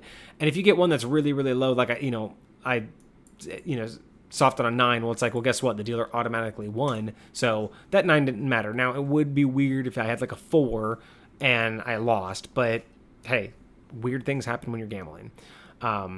So I thought it was really fun. Again, really fun program to learn to make Discord a little bit more fun for D&D.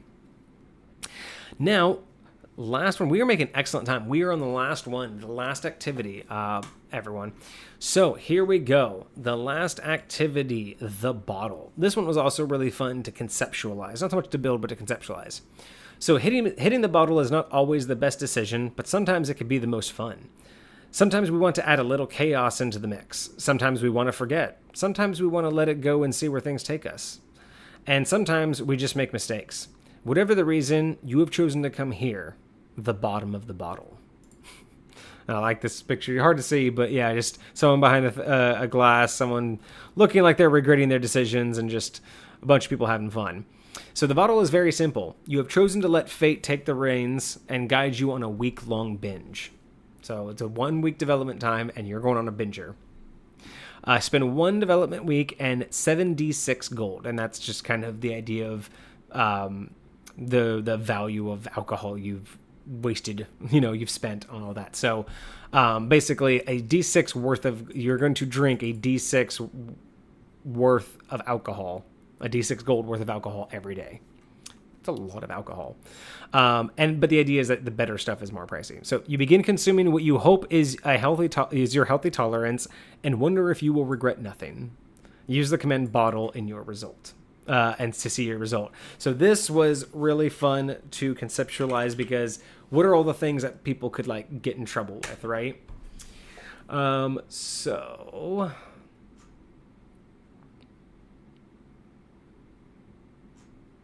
Rayleigh says, did anyone actually play the bottle?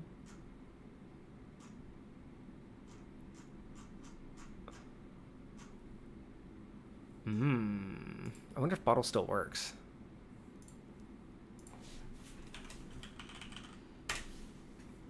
All right. Hey, it still works. So I did like this little GIF that I had. It's just sitting there like, yep, this is you all week. The bottle. You decided to venture to the bottom of the bottle. You drink and drink and drink, and you wake up several days later. You were the master of the party. No matter where you went, the party was just getting started. Lose an additional 1d20 gold. For every 5 gold lost this way, gain 1 development day. So that's one of the more pleasant ones that happened. But the idea behind that is that you just went and you were just like king wherever you went. Everyone loved you. You gained some favors. People were like, hey, here's some, development time. Take a day off. But you also lose an extra D20 because, buying people drinks and all of that stuff, right? So that's a good one. So let's see what else the bottle has in store for us. I forget all the things that happened. So let's see. You decided to venture to the bottom of the bottle. You drink and drink and drink, and you awake several days later. You were an arse. You have lost favor with the settlement merchants.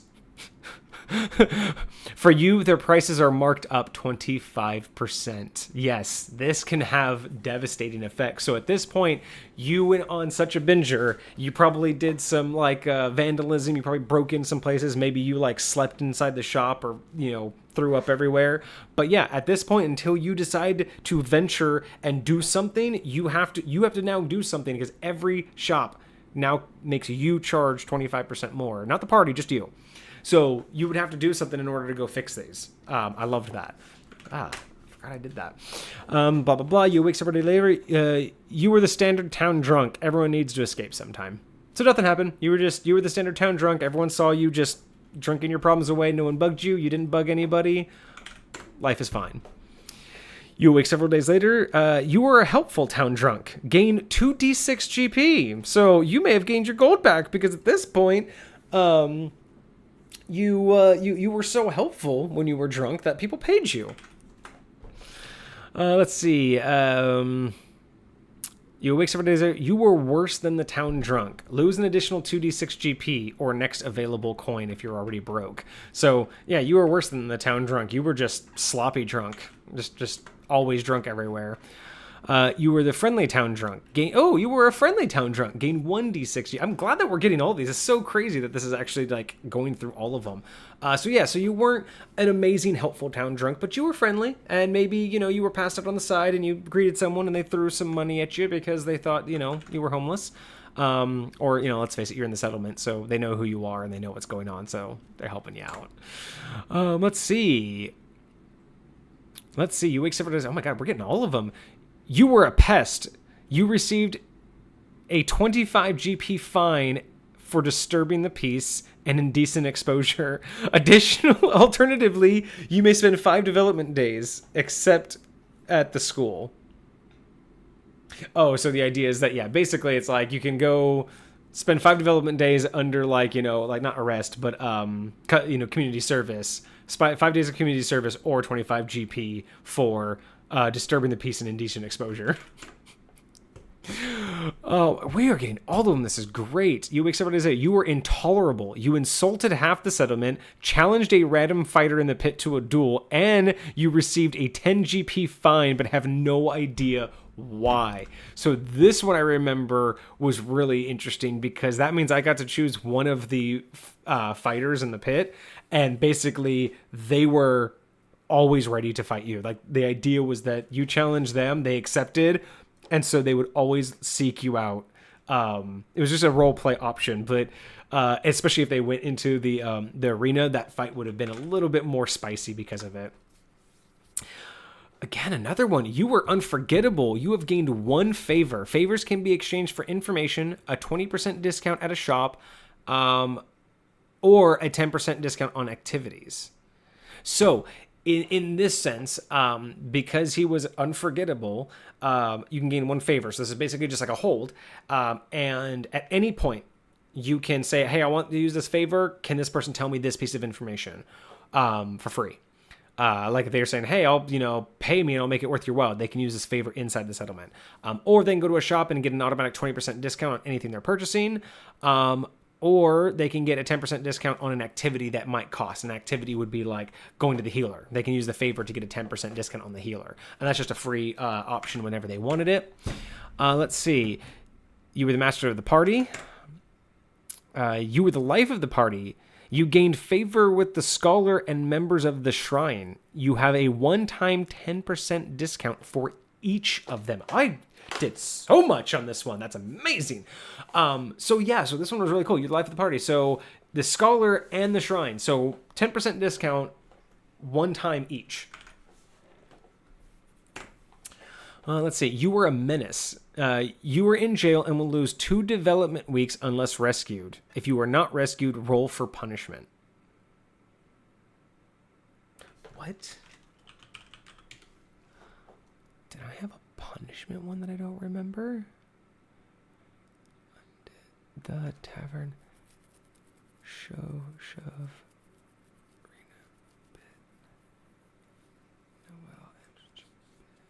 Insult. Grapple, generate, gamble, flip Interesting. I wonder. I think maybe I was still working on a roll table for this. But here was another one. I just found out this. I remember we had this one. So it pulls from a random list of things and it just makes an insult for you. So you foul full-born gnarled degenerate. Let's see. Do we got any more? You were worse than the town drunk. You were a helpful town drunk. You were intolerable. You insulted the settlement. Got into a fight with a random fighter. You were worse than the town drunk. You were the talk of the town. You gained a great reputation. Gained 2d4 favors. Any markup counters are removed. Favors can be exchanged for information, 20% discount at shops, and 10% on it. So this is like the ultimate. You did so well that everyone knows your name. Everyone likes you, and you get 2d4 favors, 2 to 8 favors, 2 to 8 incident. I can do this. 2 to 8 different times that you can get information, a 20% discount, or a 10% discount on activities. I thought we were done. You were the master of the party. We already chose that one. You were a nuisance and caused damage to several structures. You're in jail. Pay 100 GP bail and spend 1 development week or be rescued. So again, this one was just a nuisance and caused damage to several structures and even started a fire. So this one you're in jail for 100 GP bail and 1 week of development time, or they can rescue you. Whereas this one, you were a menace and you were going to lose 2 development weeks unless rescued. And again, the rescue is another opportunity for the whole party to get together and have fun doing like a side quest, like, getting you out of jail. You were a blast. Everyone has a story about you now. So this is just a blast. You were a blast. Everyone has a story about you. Gain 1d4 favors. If you have a negative reputation, you are now set to neutral. Favors can be exchanged. So, man, there's so many of these. You were an arse. You were the talk of the town. 2d4 favors. You wake 8 days later. E-bottle. So that one was unfinished. Wow. Anyway,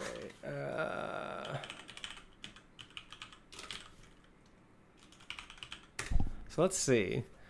Oh, that's why. So,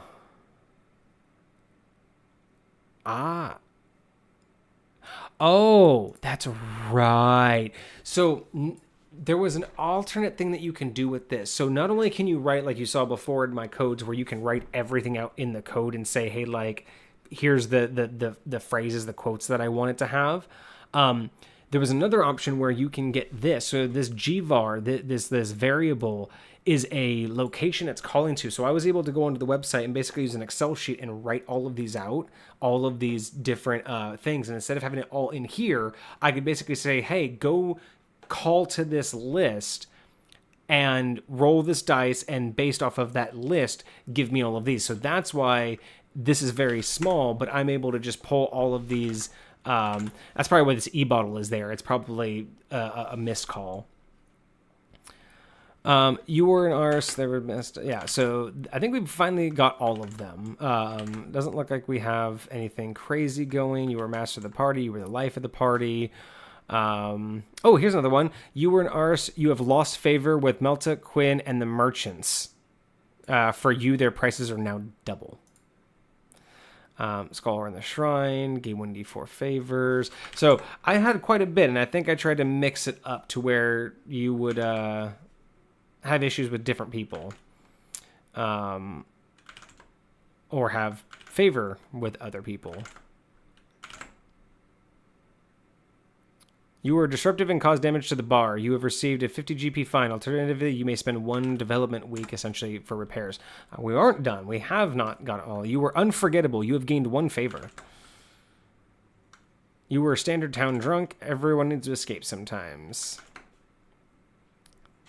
So yeah, really fun. It was fun to think. This is just one of those side tests they were able to do whenever they wanted, and it was kind of just a wild card. They just got to throw it out there and see what happened. And I think a few people did it. It was kind of fun.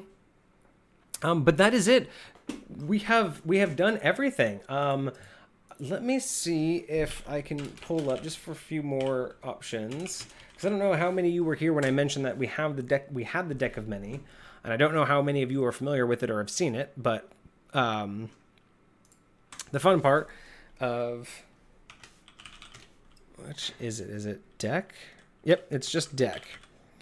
So this has been the server. I'm going to go through a couple of these because the deck of many is fun if you aren't familiar with it.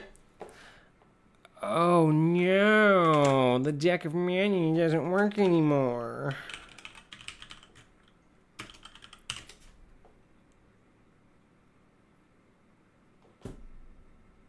What?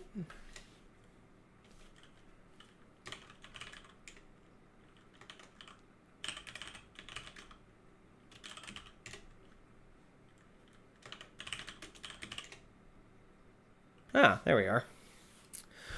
So this was a pre-gen code. I did not create this one. This code was developed by a group of people who really knew this program a lot better. And it looks like due to some of the updates, this one's just not working anymore, which is unfortunate. It was really fun. Let's see if I can find anybody else using it.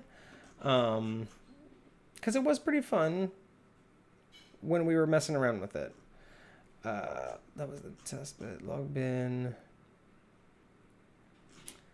That was the testing bot. I thought we were all pulling cards at one point, but that might have been when that might have been right before a purge. Deck, blah blah blah. Fine fit. Oh yeah, this is when he learned about the deck, which is cool. Vendor has enough coin to purchase a deck of many. I wonder. I thought we did. Maybe we were just messing around. I thought we were doing deck of many at one point. But that may not be it. Roles and commands. It's probably in here, if anything.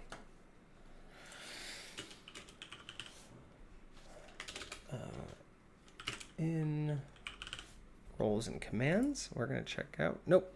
All right. Well, unfortunately, it looks like the only use was Rena using it once or twice. So here's a couple options. Oh yeah, so here we go. So deck of many. So we have 2 of clubs. Draws a card. 2 of clubs. Doesn't look like it's... I thought it would give us the information, but it doesn't look like it ever did. Or... yeah, it looks like we didn't get it to work because I thought it was supposed to pull up the whole card and everything, but it's not. Looks like you just pulled that Queen of Hearts, card remaining 45, reset the deck. And that was the developer who made it. Cards remaining 36, deck number to draw, deck reset. Ooh, what if I did deck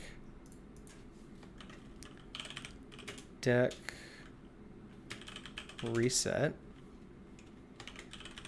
deck 3. Let's see what happens if I actually do those correctly. Nope.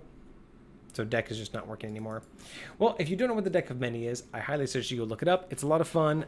Consider throwing it into your campaign, but at your own risk. Well, that was my look back onto my 5e Discord. Took us 5 episodes. Yeah, episode 5. So if you haven't checked this out, go ahead and check it out over. You can catch me and all of my previous streams over on YouTube at Misfit Gamer Studios or at MGS Live. Search MGS Live or Misfit Gamer Studios. You can find me over there. All of my old streams, all 5 episodes going through every aspect of this Discord and my old thoughts on it. I don't think I would change a whole lot. I think overall the concept is still pretty solid. I think some of the details I would change, but that's just, you know, growing pains. Next week we'll go over the DM questions and kind of just do a solid episode just on that. Monday we'll have Kage back in and we'll probably do another another review and talk about some other stuff. But if you haven't done D&D in Discord, I highly give it a try. I highly suggest give it a try. There's a lot of different programs. There's a lot of different bots out there. If you're not really if you're not digging what you saw here with me, there's plenty of other ones out there. I highly suggest there's all these ways that you can find gaming groups too. There's a lot of Discords out there that are just there for people posting their games, and then you can get their Discord invites. It's really fun. It's so much easier to not have to have it all in your head, and it's all available just with a couple commands. And being able to play at your own pace is also a lot nicer. So yeah, try it out. I hope you enjoyed this series. I had a lot of fun going back and really just looking at all of my old ideas. It does give me new ideas and new things I want to try, but I hope that it inspired some new things for you guys, and I hope that you're interested now in even trying to give this a try. But yes, join me next Thursday, and I will be going over DM questions, just some of the ways that I answer, some of the ways that I like to approach questions for my players. And then on Monday, Kage will be back, and we'll be doing some more discussions as well. I hope you have a wonderful weekend. I hope you enjoy the rest of your week if you still have any work left. Otherwise, thank you so much for joining me, and I will see you next Monday.